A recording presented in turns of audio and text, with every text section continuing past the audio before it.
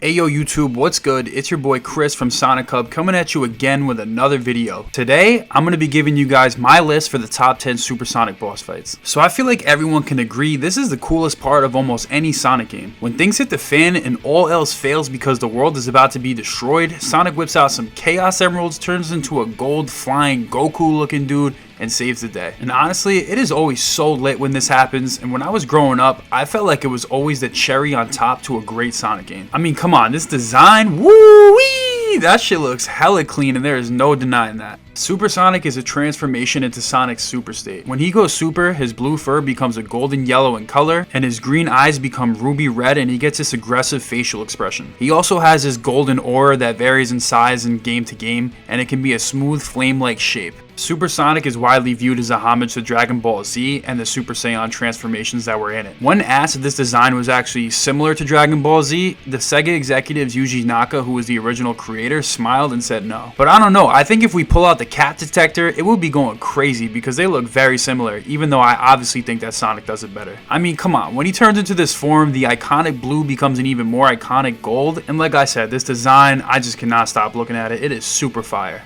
Anyways, Supersonic was originally featured as a power-up in Sonic the Hedgehog 2, but wasn't really ever canon to the series until Sonic 3 and Knuckles. And this is where he goes super in the Doomsday Zone, flies through space to defeat Dr. Robotnik's final weapon. Ever since and up until the Meta era, Supersonic was a staple in the storytelling for the series, and for a good reason. It builds up the suspense, and when Sonic's adversaries have seemingly stacked the odds against him, he goes gold flying god hedgehog mode and seemingly wills his way to victory. In this state, you are actually invincible, but your rings drain slightly as time progresses. If your ring count drops to 0, then Sonic forcibly returns back to his normal state, which usually results in impending doom. So we haven't seen a Supersonic boss fight since I think Sonic Generations, so it hasn't been canon to the stories in a long time. Nowadays, he's really only a playable character in the stages as an unlockable, which is actually really cool in how it technically was in the classic games. The problem is, the storytelling now kind of sucks, so I really wish they would bring it back in a meaningful way. Come on, Sonic team, you know what you need to do going forward. Stop playing games and give the people what they want. So in honor of the 30th anniversary, let me give you guys my top 10 countdown of my favorite Supersonic boss fights. Coming in at number 10, we have the Time Eater from Sonic Generations. This is by far my least favorite Supersonic boss fight. In this fight, both the classic and current Eggman team up to take control of the Time Eater, which is able to control time and space itself. I only even put this on the list because it's a 3D game boss fight and it has a pretty cool cutscene and decent visuals. You control both classic and modern Sonic, and honestly, I have no idea how you're supposed to even do this fight to this day. So yeah, I hate this and almost wish it wasn't even on this list. At number 9, we got the final boss from Sonic Rush Adventure. This boss plays similar to the one in the first Rush game. You have this weird overhead angle, which is what puts it at a lower rank for me.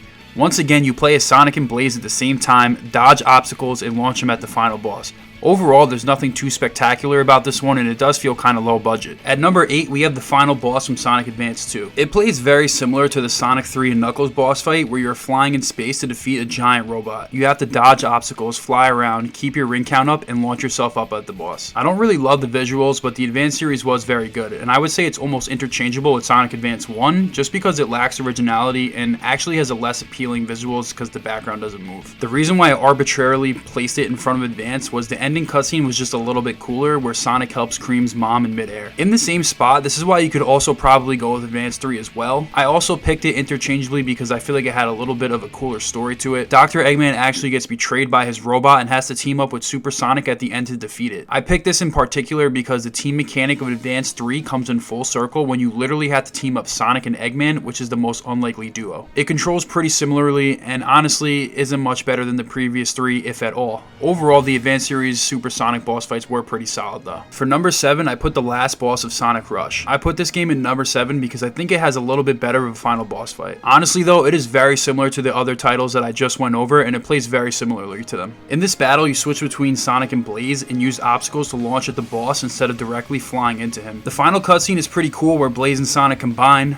Overall, I put it ahead of the others because of the visuals, and I think it looks just slightly cooler. It could almost be interchangeable based off of your preference though, and honestly, my 10 through 7 is not really much different, and I think there's not much that separates them. So for number 6, I picked Sonic the Hedgehog 3. Now, it would not be right if I didn't put this fight on this list. This fight is pretty epic because it really introduces the player to what Supersonic is all about. It officially makes this form canon to the series, so you know I have to throw it on this list. Sonic and Tails are chasing down Eggman and they eventually defeat him, but he decides to go berserk and just neutralizes the entire zone. In that case, Sonic has no choice, but he has to go super because there's nothing left beneath him. Ever since this game and up until the meta era, Sonic goes super when all their options have failed. It plays pretty similar to the advanced games and the rush games, in which you dodge incoming obstacles, you keep your rings up, and launch yourself at the boss.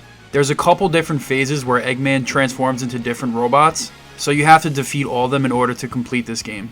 So yeah, you know I had to throw this on my list because I knew this was one of the most iconic moments in video gaming history. Now buckle up, we're about to get into the top 5, and I think that this is where the list gets the most controversial. At number 5, we got Sonic Adventure 2. Yes, I know, this might be a little too high in the list, and this is the first real hot take of the video, but hear me out. Don't get me wrong, I love the final boss of SA2, and I feel like it is such a perfect cinematic conclusion to the game. However, this boss isn't that fun to fight, and you really have a limited moveset. You can fly up, you can fly down, you could fly at the boss to attack its weak spot, and you can switch between Sonic and Shadow. Overall, combined with the final cutscene and the ending of the game, you could probably argue that the ending is actually the best in the series, but strictly in terms of gameplay, the final boss is holding back a bit. You can complete it very quickly without much challenge and a limited moveset, so for all these reasons, I'm going to put it at number 5 on my list, but this is no disrespect to SA2. We know the story's epic. Shadow sacrifices himself to save the world that he originally intended to destroy. It's a very emotional and heartbreaking part of the story,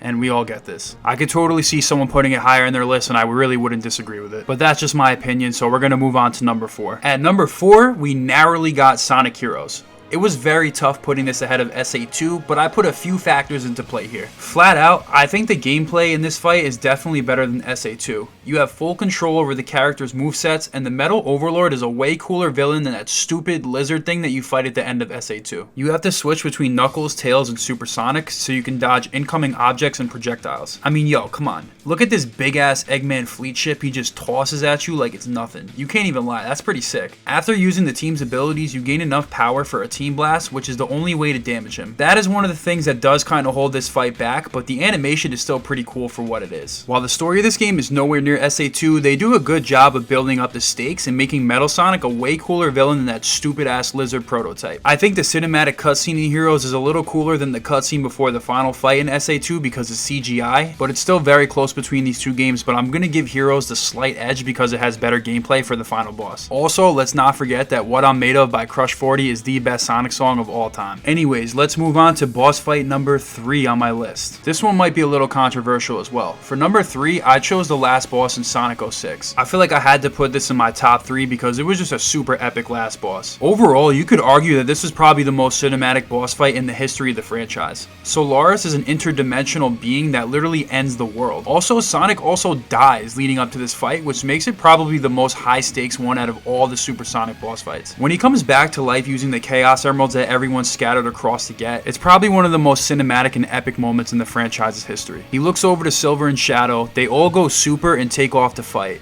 In this boss battle, there are 2 phases. You control Super Sonic, Shadow, and Silver. Each has their own moveset, and you have to alternate between the 3 to keep your rings up. Honestly, I feel like the cinematic cutscenes combined with the high stakes and the remix of the game's theme song for the final boss battle make this the perfect climax. The fight itself is very challenging and probably the second hardest overall. The combination of all those factors makes this the clear-cut choice for this rank. I mean, think about it. Solaris basically submerged the entire universe and destroyed it. The storytelling is pretty good, and the stakes are so high that there was no way I could keep this out of my top 3. Coming in at number 2, we got SA1. This might be a surprise to some of you, but I'll explain what makes this my second favorite Super Sonic boss fight. One of the main factors why I like this boss fight so much is because it really seems like all hope is lost when you watch Perfect Chaos literally flatten the city. Watching that cutscene really engulfs the player into the severity of the situation, and it really seems like it's about to get real. The fact that you watch a city get destroyed in real time makes you feel a lot more attached to the situation at hand. I really like the scene where instead of sealing Chaos away in the Master Emerald and pushing the problem off to later in the future, Sonic tells T-Call that if he isn't defeated head to head, nothing will change and he will just be full of hatred in his heart. All of Sonic's friends appear with the Chaos Emeralds and assure him through the power of positivity he can harness the power of the Emeralds and defeat Chaos once and for all. I really love how Open Your Heart plays in the beginning when Sonic drops in.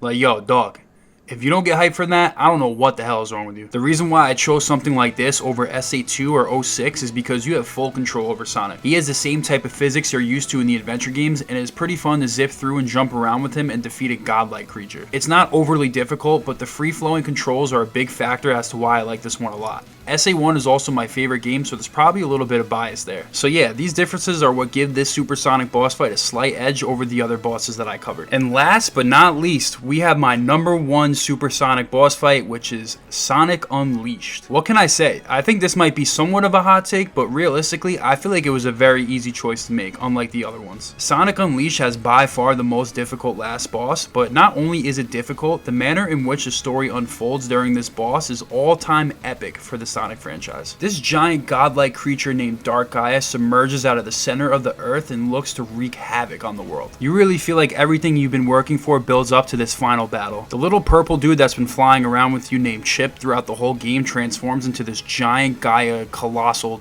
like statue thing. I don't even know what to call it. The first phase is very annoying, where you alternate between the Gaia Colossus and modern Sonic.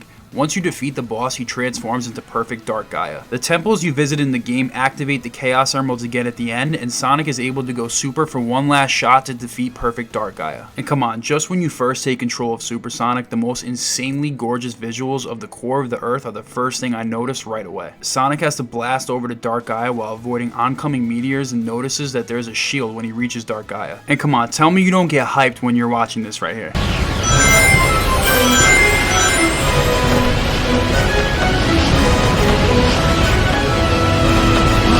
I gotta take out this shield.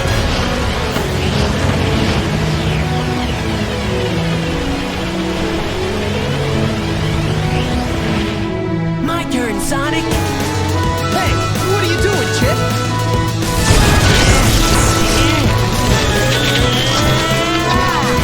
Chip, you were... wow. I'll get its attention, Sonic. You do something about this shield. I think those big snake things are creating the shield, Sonic. Looks like those snake things are... This is also a very fun part when you are zooming around the shield. The visuals and the graphics make this fight 10 times more epic than it already is. After downing the shield, Sonic swoops in and takes out Dark Gaia himself once and for all. This is by far the most difficult final boss in the Sonic game, and I died so many times trying to defeat it. At the end, Super Sonic runs out of energy for the first time in the story that I think I've ever seen, and he's eventually saved by Chip. Overall, the soundtrack combined with the difficulty, high stakes, and overall aesthetic make this by far the #1 Super Sonic boss fight, and it wasn't even close. Keep in mind, these are just my opinions, but I really feel strongly about this list, and I really would put it up against anyone else's. If you guys disagree or want to give me your top 10, please leave it in the comments below. Other than that, make sure to keep up with my social media, my current giveaways. I love all you guys. Until I see you next time, peace out.